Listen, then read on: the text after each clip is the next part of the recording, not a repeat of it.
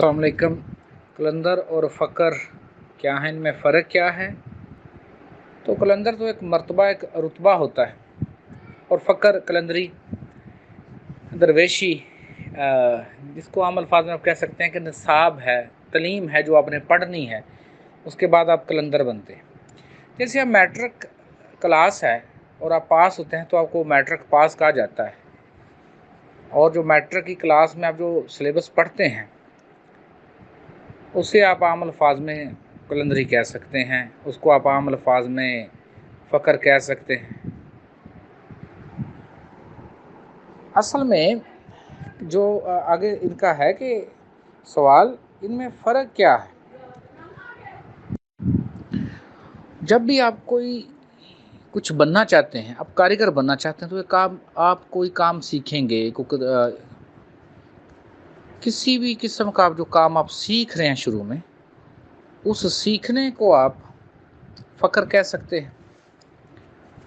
وہ جو تعلیمات ہیں ان کو آپ فقر کہہ لیں، اور جب آپ سیکھ کر جو آپ کو رتبہ ملتا ہے، وہ جو رتبہ ہے اسے آپ قلندر کا مرتبہ کہہ سکتے ہیں۔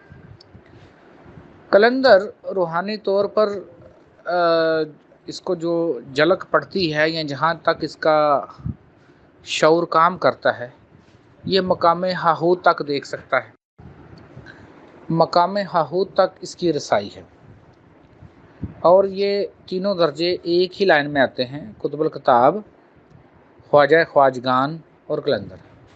لیکن ان میں ٹیکنیکلی فرق ہے، جو میں نے ایک اپنے پہلے لیکچر میں بتایا تھا کہ قلندر جو ہوتا ہے اس پر جذب کی کیفیت رہتی ہے، یعنی اس کا کبھی نہ کبھی جو مٹی کے جسم کا شعور ہے وہ ٹوٹ جاتا ہے، اس کو پورا وہ اپنے تمام شعوروں کو بیلنس نہیں رکھ سکتا۔ جب وہ بیلنس نہیں رکھتا تو جذب کی کیفیت میں آ جاتا ہے، تو چند لمحے کے لیے چاہے وہ اس کا شعوری کانشس ٹوٹ جائے، تو اس کو اپنا جو جذب کی کیفیت ہے وہ طاری ہو کر اس سے کچھ عجیب سے بھی کام ہو جاتے ہیں۔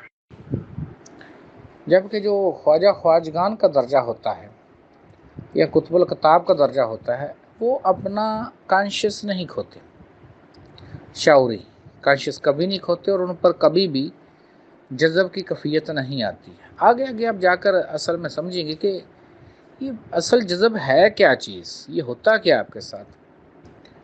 تو جو مقام خودی ہے وہ ان تمام مقاموں سے اوپر ہے، یعنی قطب الکتاب، خواجہ خواجگان یا قلندر، ان کی جو روح ہے وہ اپنے روح ہونے کا کانشیس نہیں کھوتی، لیکن جو مقام خودی ہے وہاں پر جو روح ہے وہ اپنے روح ہونے کا کانشیس الگ پن اپنا بالکل ختم کرتی ہے، اور اپنے اس مین سورس میں جا کر سمجھتی ہے کہ میرا مین سورس کیا ہے۔